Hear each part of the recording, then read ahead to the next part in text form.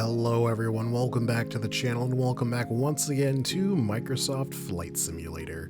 And welcome back to what's one of the last videos you're going to see on this hardware platform. I know I'm definitely sick of the frame rate issues, the lag, that sort of things, and I'm sure a lot of you are, maybe some of you aren't, but I am.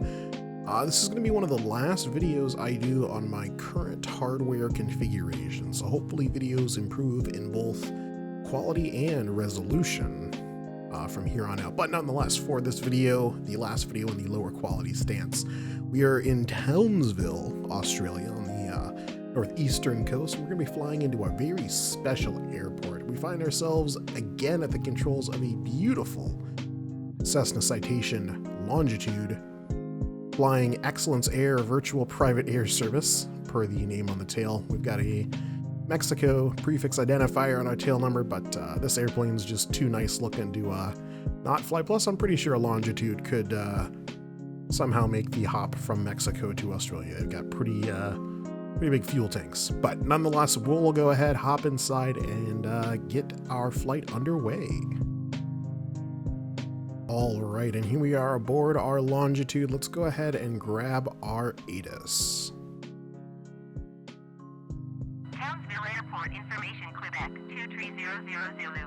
Okay, and with our ATIS dialed, let's go ahead and call for some clearance.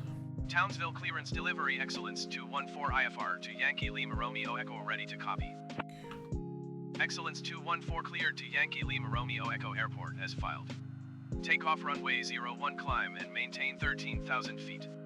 Departure on 126.8 squawk 2527. Excellence 214 readback is correct. Contact ground on 121.8 when ready to taxi. Good day. All right, and there are our frequencies dialed. Let's go ahead and begin our startup.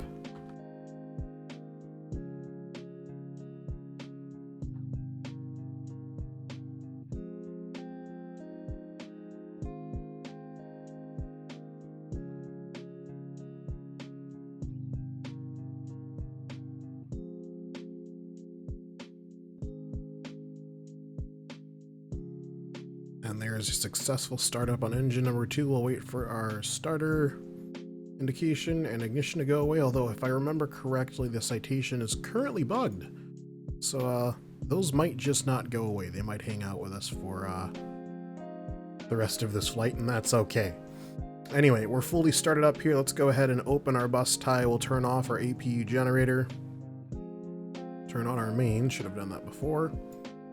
Turn off our APU bleed. We're going to leave the APU running for a little bit to let it cool down. Not sure if that's a thing that's automatically done on the Longitude, but best practice is to leave your APU to run for just a little bit. All right, and we are all set to taxi. Let's call up ground and taxi on out.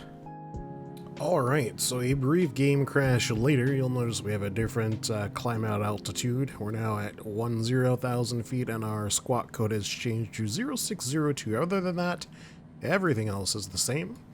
I've also noted our taxi light is non-operative currently, as compared to the landing lights, which do work. So that's interesting. Good job, Asobo. Anyway, let's go ahead and request our taxi clearance. Excellence 214 with Quebec ready to taxi IFR. Excellence 214 taxi to and hold short of runway 19er via taxiway Foxtrot Alpha 5 Alpha 6 Alpha 7. Contact tower on 118.3 when ready. Taxi to and hold short runway 19er using taxiway Foxtrot Alpha 5 Alpha 6 Alpha 7 Excellence 214.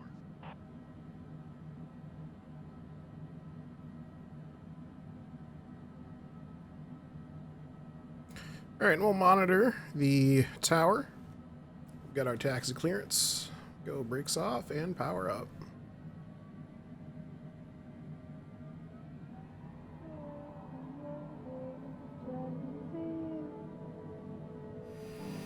We are once again and always and forevermore until it breaks or until Microsoft gets their stuff together, using the Alpha India Group traffic controller. Not a whole lot of traffic at this airport in particular, so I don't expect to see a whole lot. Looks like there's a helipad in the middle of the taxiway. That's interesting / unfortunate. But a nice short taxi out for us to our final runway while I'm not paying attention to the center line here. And I will catch up with you guys once we're at the hold shorelines. Alright, and here we are rolling up to our non-existent hold short lines. We're going to stop here, just where the taxiway lines end. We'll go ahead and shut off that APU. We've been letting it cool down from the bleed, and we will call the tower. Cleared for takeoff runway 19er. Alright, and we are clear for takeoff runway 19er. Cleared for takeoff runway 19er, excellence 214. Power up here. We shut off our APU previously. Let it cool down a little bit from the bleed air it was putting out. Fully configured for takeoff. And I don't know if it's realistic or not. I've never actually flown in a longitude. But the Asobo one is a rocket ship. I'm not even going to go full throttle on the FADEC. That just overheats the turbines and overspeeds the N2s. But we're going to launch out of here nonetheless. Let's go.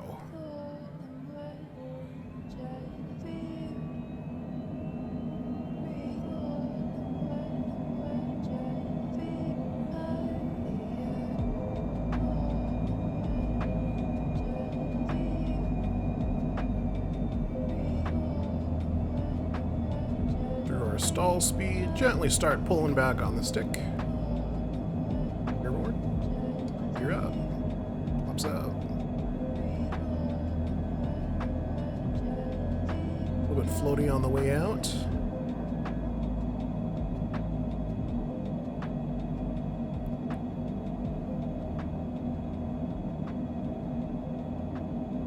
Autopilot is engaged. Let's go ahead and zoom out our FMS. And we'll wait for our handoff.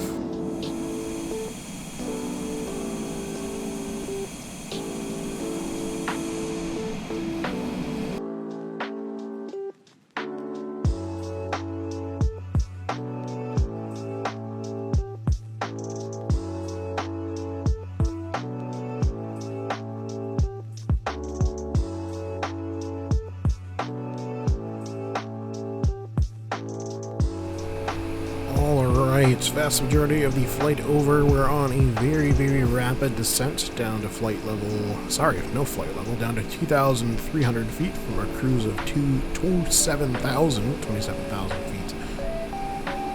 I believe the old longitude can do it. I almost called you a latitude, but I believe the old longitude can do it. We got our boards max extended, trying to maintain a speed below 210 knots. That rate of descent. See, our destination airport is not too far out.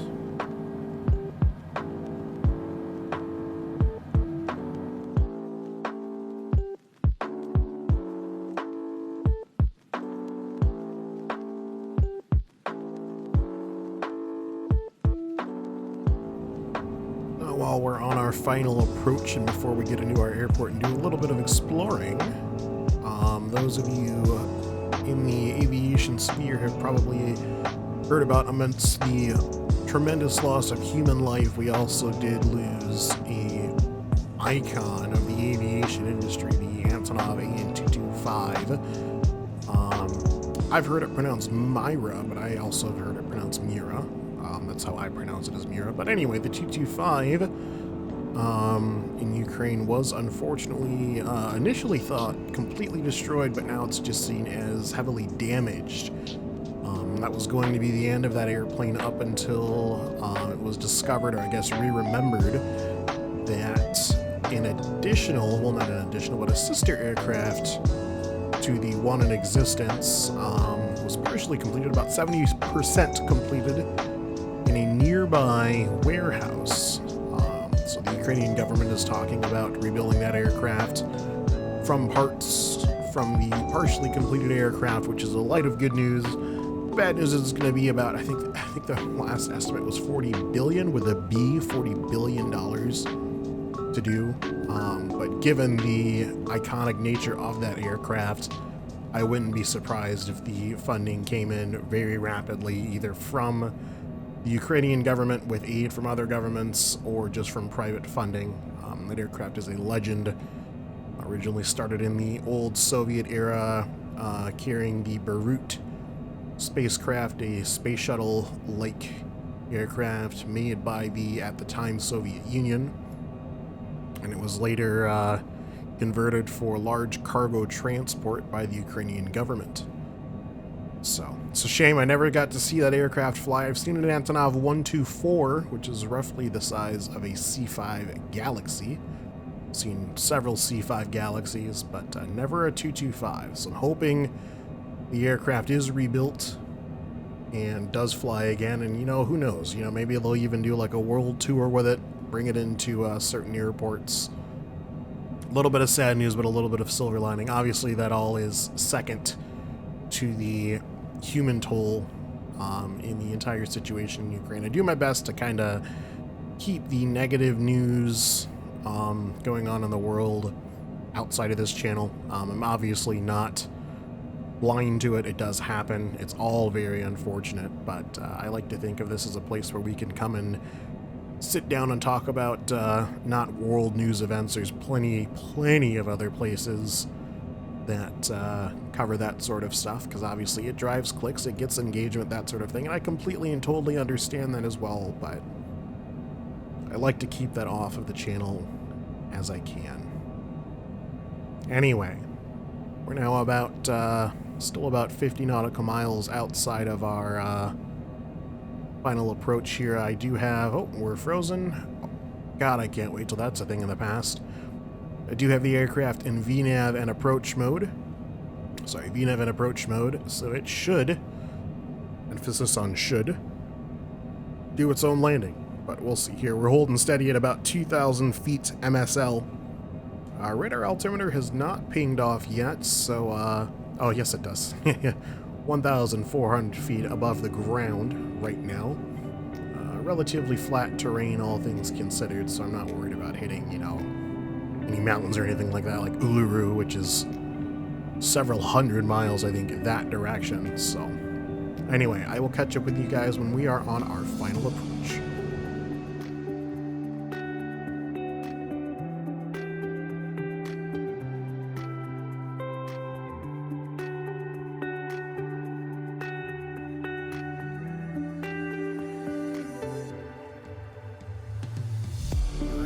Up on our final approach. Let's reduce power a little bit and let's call our final.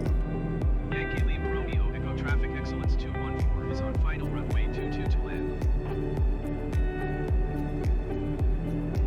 Relatively short runway, but I'm fairly certain with reverse thrust we'll be able to make it in here, no problem. Keep slowly reducing speed here. We have captured our RNAV approach. I'm going to let the aircraft fly us in. Hover over the autopilot disconnect just in case, though. Adjust my seat just a little bit.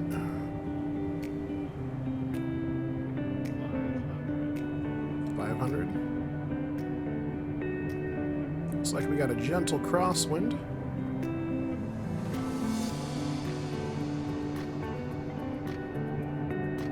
Actually not going to fly off of the airspeed indicator. I'm going to fly based off of that AOA indicator on the lower left of my PFD, which is going to land a short autopilot disengaging. And I'm glad we had a little bit of excess AOA in. There's that abrupt pull up. Definitely would have upset us. Throttle to idle. Gentle flare. Touch. Oh, we're floating. Reverser's on.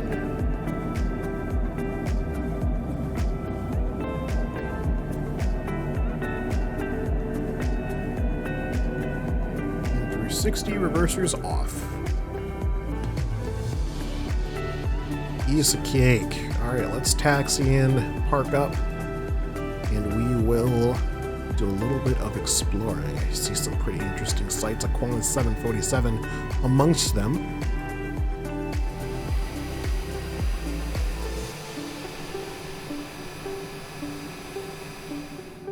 Alright, left to our own devices, we have our marshaller in sight, pulling up to the FBO.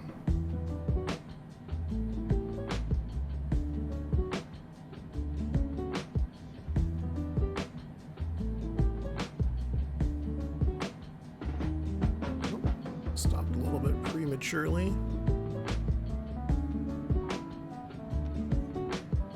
Alright, brakes.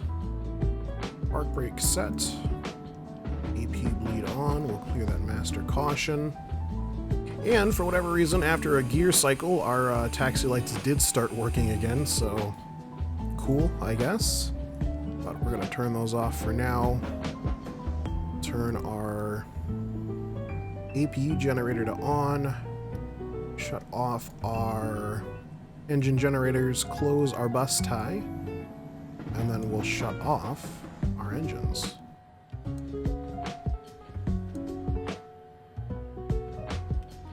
Get a whole lot of complaining out of the MC transponder to standby, and that's about it. Let's go ahead and deplane and explore some of the cool stuff off to our right.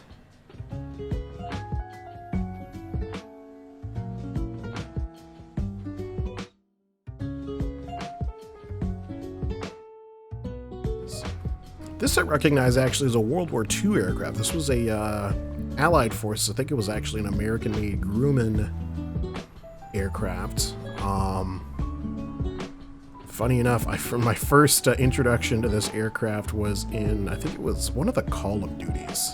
You can go ahead and flame me. That's fine. Affirmative, they're part of the enemy war machine. But anyway, you had to go from different positions. So you went from the cockpit flying to the rear gunner positions, and I think you had to like put out fires and stuff as the aircraft got hit. But anyway, here is our first aircraft to view.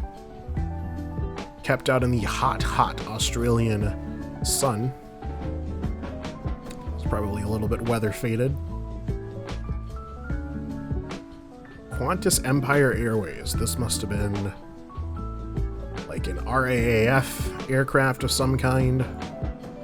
Again, it was part of the Allies, so makes sense. Already checked the hangar here. There is no interior, no matter how promising that little doorway there looked. So let's hop over to the cool stuff. And we come to relatively well modeled, you know, if you're farther away. Qantas 747-400, I believe, are those Rolls-Royce engines. They are. And this was a test bed. Little known fact, all 747s actually have this fifth engine mounting pylon. And I don't remember, you'll have to forgive me, what engine Qantas was test bedding. But this is a very real aircraft, and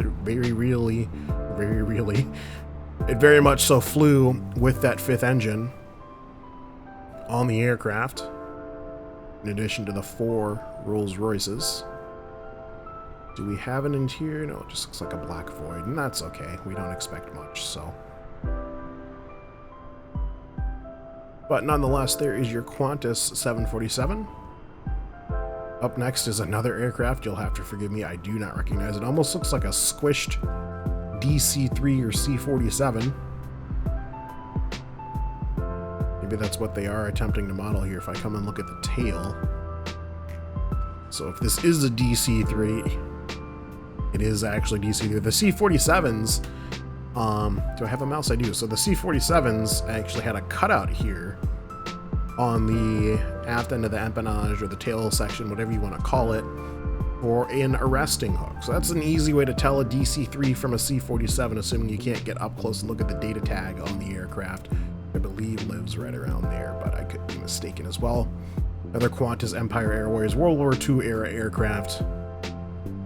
Looks vaguely like a DC-3. That loop antenna there makes me want to say DC-3, but it just looks a little bit squished, does it not? Someone will have to fill me in, and then we come up to a Qantas Boeing 707. Again, a very nice airline. Looks like when Qantas moved into overseas international flight ops from just being a regional Empire airline. Is that the wing of that 747? It is. All right, you had your moment. It's a 200. It's a Dash 200, which I guess would make sense earlier. Test bedding the 400s. As far as I remember, I thought the 400s also had these Rolls Royces. Yeah, because British Airways flew them with the open back Rolls Royces. But this is a Dash 200 nonetheless. Next to our 707 counterpart. With, interestingly enough, grid blockages in the aft section of the engine, but not the front. Coming over here, this is where I'm really going to get hosed. I want to say this is a Constellation. It's a Lockheed aircraft of some kind. I don't know exactly what it is. It's out baking in the sun. But nonetheless, a very nice quad radial engine aircraft. A little bit lower poly than the 747 and 707. I think that's it for our little museum. So anyway, that is going to do it for this video. I hope you guys enjoyed it. I'm looking forward to making better videos for you guys in the future. Thank you for watching this video. Thank you for watching all of the crap quality videos. I've gone through a large iteration of computers over the years, and this next upgrade is not a new computer, but it should definitely help me make some better content for you guys. So looking forward to that. I think I've said thank you for watching twice now, but that's okay. We'll do it again. Thank you very much for watching. I will catch you in the next video, and as always, take it easy.